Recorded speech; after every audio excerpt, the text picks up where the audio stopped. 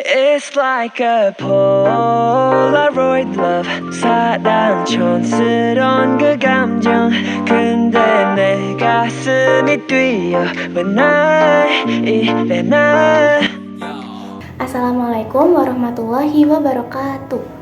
Halo semuanya, perkenalkan nama saya Sinta Krismaningrum. Saya adalah siswa SMK Muhammadiyah 3 Metro. Saya berasal dari kelas 10 Prawa 2. Di sini saya akan menjelaskan tentang perubahan materi. Apa sih perubahan materi itu? Perubahan materi adalah alih wujud zat baik karena pengaruh kondisi maupun zat lain yang mengenainya. Nah, jadi gini. Benda-benda yang sering kita temui dalam kehidupan sehari-hari itu sebenarnya sering mengalami perubahan. Perubahan tersebut dapat kita amati secara langsung maupun memerlukan waktu lama dalam pengamatannya. Nah, perubahan benda-benda tersebutlah yang dinamakan dengan perubahan materi. Perubahan materi sendiri dibagi menjadi 3, yaitu perubahan fisika, perubahan biologi, dan perubahan kimia.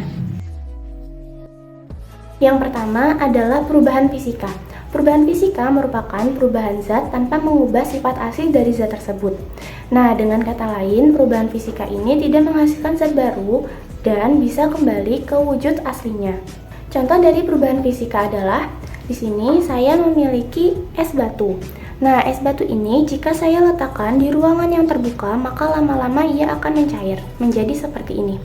Nah, contoh ini merupakan contoh dari perubahan fisika, yaitu perubahan wujud. Contoh yang kedua adalah perubahan bentuk dan ukuran. Contohnya, pembuatan mebel dari potongan-potongan kayu menjadi kursi. Potongan kayu yang diubah menjadi kursi. Contoh yang ketiga adalah pelarutan. Pelarutan adalah proses pencampuran antara zat pelarut dengan zat terlarut hingga menghasilkan larutan yang tercampur rata dan bersifat homogen. Contohnya adalah air gula. Ini adalah gula yang belum dilarutkan dan ini adalah gula yang sudah dilarutkan. Contoh perubahan fisika yang terakhir adalah ekstraksi. Ekstraksi merupakan pengeluaran senyawa-senyawa dari sebuah sampel yang umumnya menggunakan media pelarut yang sesuai dengan sampel tersebut. Contoh dari ekstraksi adalah pembuatan kopi instan. Ini adalah kopi instan yang belum dilarutkan. Dan ini adalah kopi instan yang sudah dilarutkan. Perubahan materi yang kedua adalah perubahan biologi. Perubahan biologi disebabkan oleh organisme biotik seperti lumut, bakteri, dan jamur. Perubahan biologi bersifat irreversibel atau tidak dapat dikembalikan ke bentuk semula. Dan perubahan biologi ini menghasilkan zat baru yang sama sekali berbeda dari zat asli dan awal zatnya. Contoh dari perubahan biologi yang pertama adalah fotosintesis. Fotosintesis merupakan proses pengubahan senyawa air dan karbon dioksida yang dibantu oleh cahaya matahari, kemudian diserap oleh klorofil sehingga menghasilkan senyawa glukosa. Contohnya adalah daun. Daun merupakan salah satu bagian tumbuhan yang berperan penting dalam proses fotosintesis. Contoh dari perubahan biologi yang kedua adalah fermentasi. Fermentasi merupakan proses penguraian zat kompleks menjadi komponen yang lebih sederhana dengan bantuan enzim pengurai. Salah satu contohnya adalah tempe.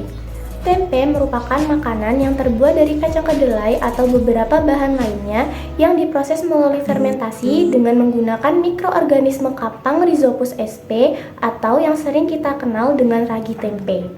Contoh perubahan biologi yang ketiga adalah pembusukan. Ini adalah cabai yang masih segar dan ini adalah cabai yang sudah busuk. Contoh dari perubahan biologi yang terakhir adalah pelapukan. Ini adalah kayu kursi yang belum lapuk akibat rayap, dan ini adalah kayu kursi yang sudah lapuk akibat rayap. Sekarang kita akan masuk ke perubahan yang terakhir, yaitu perubahan kimia. Nah, perubahan kimia merupakan perubahan zat dengan menghasilkan zat baru dan memiliki sifat yang berbeda dengan zat awalnya.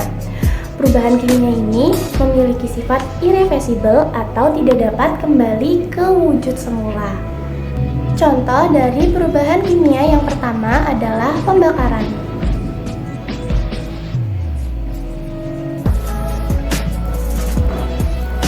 Pembakaran merupakan reaksi kimia antara materi yang terbakar dengan oksigen.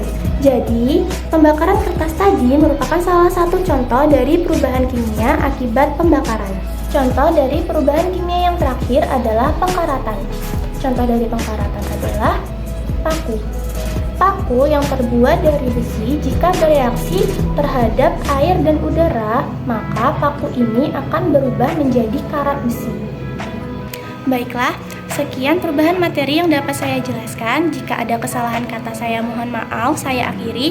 Wassalamualaikum warahmatullahi wabarakatuh. Dadah. 왜 사랑에 목매는 건지 어차피 뻔한 감정이잖아